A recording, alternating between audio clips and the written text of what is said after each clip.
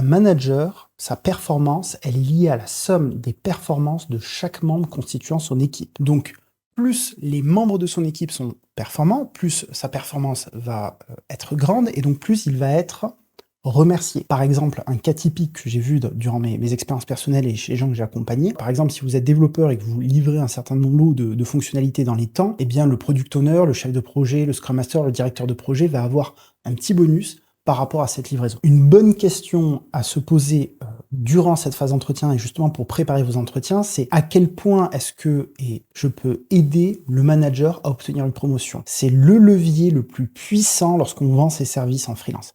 Comment est-ce que je peux aider mon interlocuteur à être augmenté, à avoir un bonus à la fin de l'année? Voici des techniques que vous pouvez utiliser à ce niveau-là. La première, c'est tout simplement de demander les échéances concernant le projet pour lequel vous vous positionnez donc durant la phase d'entretien. Vous êtes face à un décideur, un manager, un responsable technique. Est-ce que vous avez des échéances particulières? Qu'est-ce qui se passe si on dépasse ces échéances-là? À partir de là, vous pouvez demander, par exemple, quelles sont les qualités qui sont importantes chez le membre de l'équipe qui va être recruté, justement pour assurer la tenue de ces échéances-là. Une deuxième stratégie, elle va consister à partager des anecdotes d'expériences passées où vous avez donné un peu plus de vous que la moyenne. Par exemple, vous avez fait des heures sup le soir, vous avez travaillé les week-ends de manière rémunérée ou non, vous avez annulé des vacances. Si vous avez ce type d'expérience-là dans votre carcan, dans votre chargeur, utilisez-les en entretien face au manager parce que ça va vous faire gagner énormément de points.